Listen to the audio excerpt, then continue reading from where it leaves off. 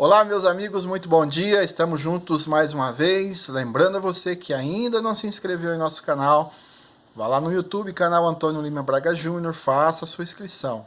Clique no sininho para que você possa receber as notificações. Também estamos no Instagram e no Facebook, que além do vídeo nós postamos versículos diariamente para que você possa ler a Bíblia sem maiores complicações, né? Tem muita gente que tem a Bíblia em casa e nem ousa abri-la, porque acha que é um livro complexo. Na verdade é um conjunto de livros onde você pode ler com calma, com tranquilidade. Então, acompanhando a gente, você faz isso de uma maneira bem tranquila.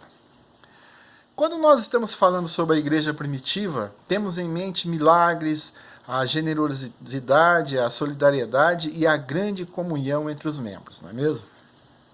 Contudo, a igreja primitiva também tinha problemas, assim como toda a igreja tem. Se você sente atingido pelas falhas da sua igreja, pergunte a si mesmo: uma igreja perfeita teria a mim como membro? Precisamos sim de fazer o nosso melhor para tornar a nossa igreja uma igreja mais perto da perfeição. Devemos ter em mente que a igreja perfeita só existirá com a vinda de Cristo.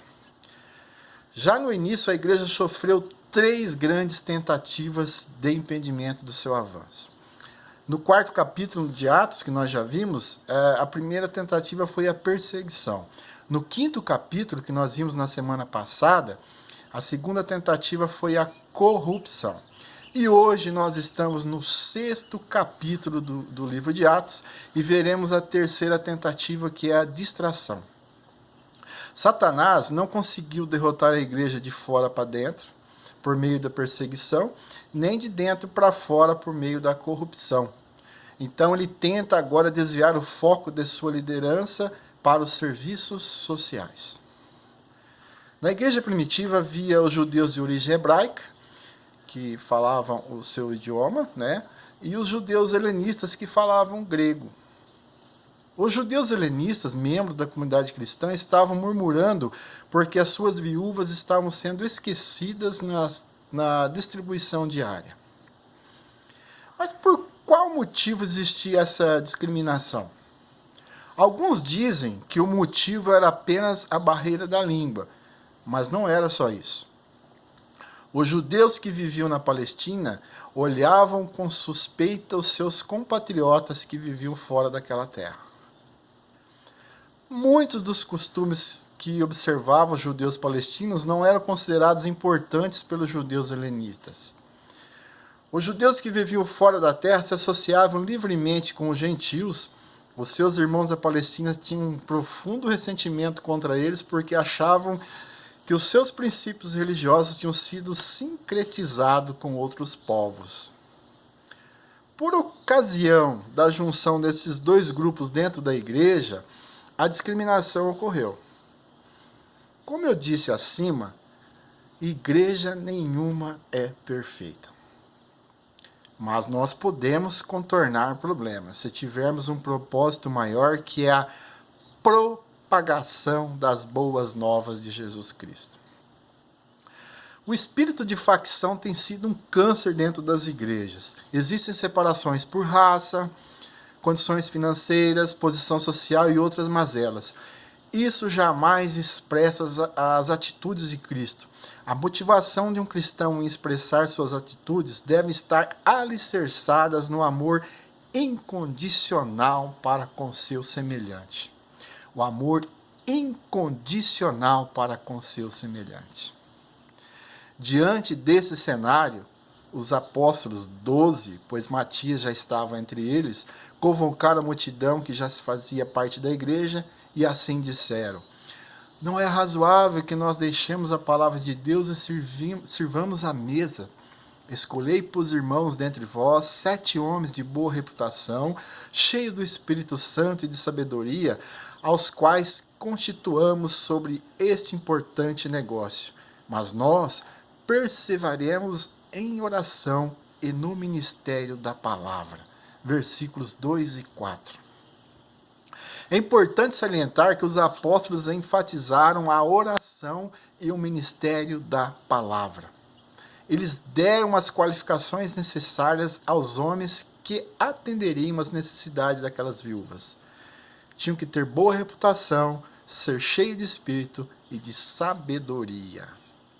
7 homens foram separados para a função: Estevão, Filipe, Prócoro, Nicanor, Timão, Pármenas e Nicolau.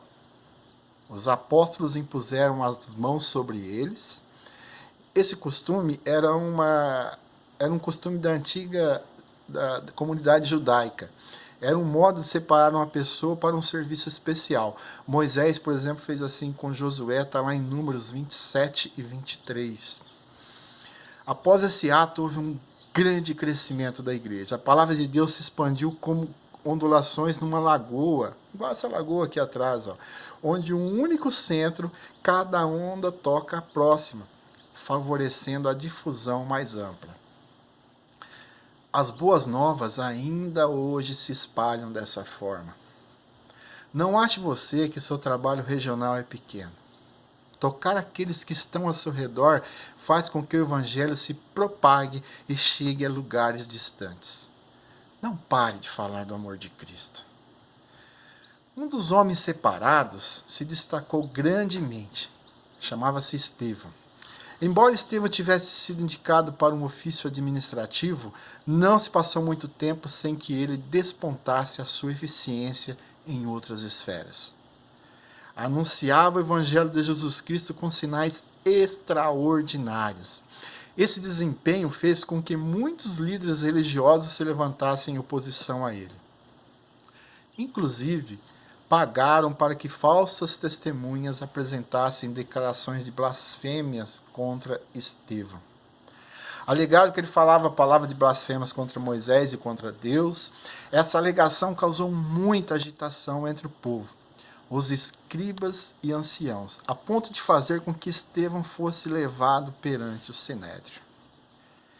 Diante da corte, as falsas testemunhas relataram que Estevão era culpado de falar contra aquele santo lugar e contra a lei.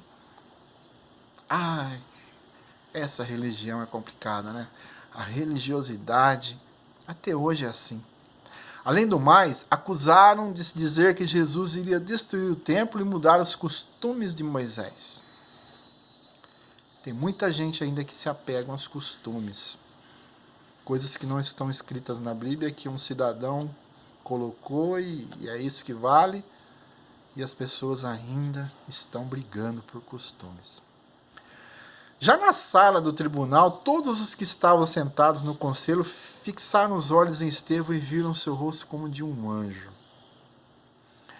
Estevão viria a se tornar o primeiro mártir cristão. Nem mesmo Saulo de Tarso tinha como ser páreo. Saulo de Tarso, que era muito inteligente, tinha como ser páreo a sabedoria de Estevão. Estevão não pôde saber que esse mesmo Saulo seria um fruto do seu ministério. Faça com que seu ministério produza frutos. Anuncie a palavra de Deus a todos, por mais que pareça absurdo, já que vivemos em tempos de profunda afronta a Deus. Às vezes você fala do amor de Deus para pessoas que vão te ridicularizar, vão te fazer perguntas capciosas, vão fazer perguntas de cunho científico sem terem nenhum conhecimento científico para tal, mas vão tentar de todas as maneiras te colocar em situações embaraçosas. Continue falando de Deus para elas, porque quando alguém é tocado pelo Espírito Santo, nada pode segurar. A história de Saulo, nós vamos ver mais à frente, é exatamente essa. Ele sentiu o poder de Deus através do evangelho que estava sendo anunciado.